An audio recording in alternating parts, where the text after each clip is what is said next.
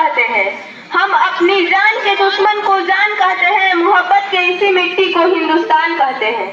जो दुनिया में सुनाई गई उसे कहते हैं खामोशी, जो आंखों में दिखाई दे उसे तूफान कहते हैं।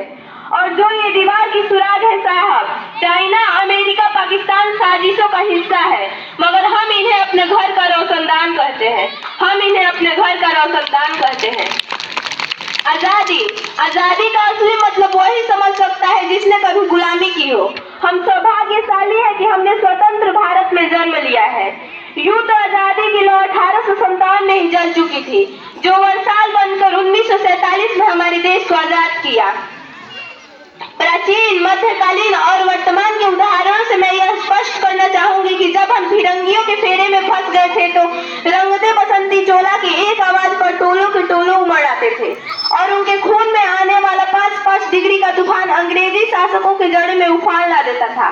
उसके बाद 62, 65 और 71 के युद्ध में अपनी सुहाग गवा देने वाली औरत जब घर के हालात ये हो जाया करते थे कि प्यार भी भरपूर गया, मांग का सिंदूर गया, नन्हे ननिहालों की लंगोटियां चली गई, छोटी छोटी बेटियों की चोटियां चली गई, बाप की कमाई गई, भाई की पढ़ाई गई, ऐसा एक विस्फोट हुआ पता ही नहीं चला, पूरे जिस्म की कई बोटियां चली गई, पूरे जिस्म की कई बोटियां चली गई।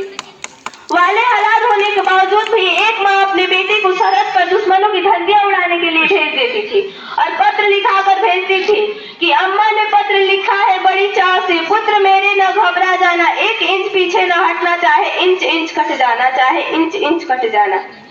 इस तरह पूरा परिवार अपना देशभक्ति साबित कर रहा होता था।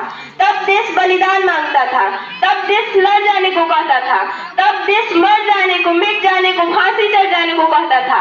लेकिन आज देश लड़ जाने को नहीं कहता, आज देश मर जाने को, मिट जाने को, फांसी चढ़ जाने को नहीं कहता, बल्कि मेरे विचारों से एक व्यक्ति अपना काम पूरी ईमानदारी, पूरी मेहनत और पूरी लगन से करे, वही सबसे बड़ी देशभक्ति है। मैं नहीं मानती कि फेसबुक और व्हाट्सएप के डीपी को 3 रंग में रंगना यही सबसे बड़ी देशभक्ति है। और आप कहेंगे कि साल में 2 बार हाथ में तिरंगा ले लेना यही सबसे बड़ी देशभक्ति है, तो मैं पूछना चाहूंगी कि फुटपाथ पर रहने वाला वो बच्चा ट्रैफिक की छांव में नंगे पांव में जब तिरंगा बेच रहा होता है तो क्या आप उसकी देशभक्ति कहेंगे? वो उसकी देशभक्ति नहीं, उसके पेट की भूख की शक्ति है जो उसे ऐसा करने पर मजबूर कर देती है।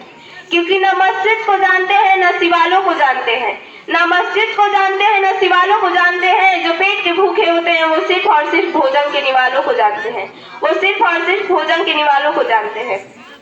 अपने देश, अपने परिवार और अपने समाज के लिए समर्पण का भाव है देशभक्ति।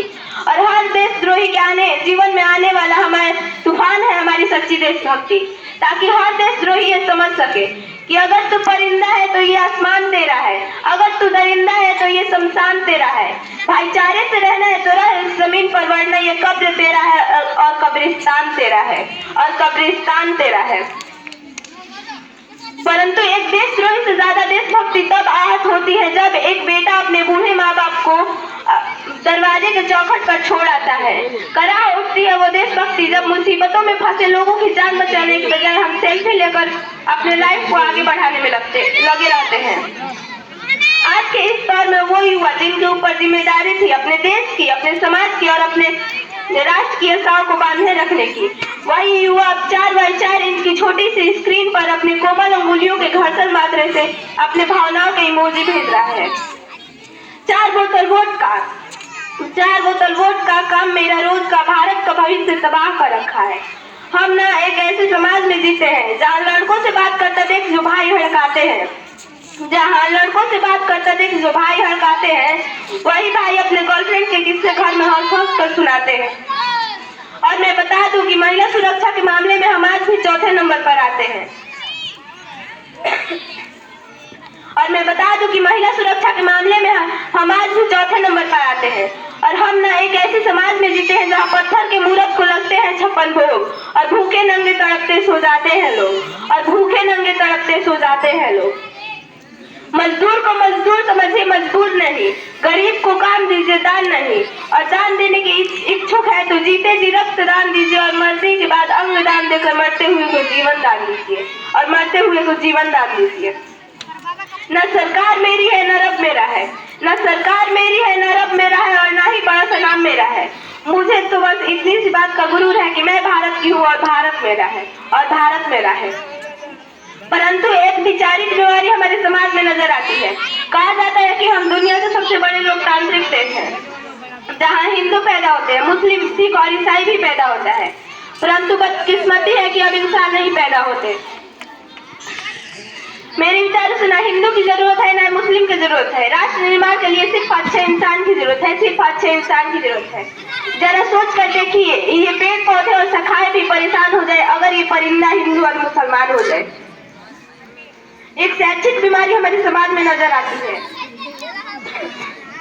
और बड़े आश्चर्य की बात है कि जिस देश ने पूरे दुनिया को तक्षशिला और नालंदा देकर के विश्वविद्यालय की बुनियाद रखी, आज तक हमारे देश में एक भी विश्वविद्यालय खड़ा नहीं हो पाता।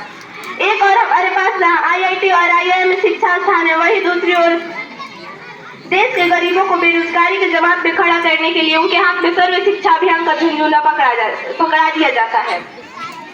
और मैं बता दूं कि इस शैक्षिक बीमारी का एक कारण कि हमारे देश में शिक्षा नीति दो तरह के लोगों के लिए होते हैं। पहला वो जो विद्वान है, दूसरा वो जो धनवान है। इस तरह कई बीमारियां हैं और इस बीमारियों का जड़ हमारा अंधविश्वास। मेरे विचारों से इस देश के युवा अपनी सफलता के लिए मंदिरों में जा जाकर नारियल फोड़ कर भगवान को रिश्वत लगाता रहेगा। हमारे समाज का शिक्षित वर्ग भी बिल्ली के रास्ता काटने पर खड़े हो जाना, अपने धर्म, अपने जाति को ऊंचा मानकर दूसरों के धर्म का अवहेलना करता रहेगा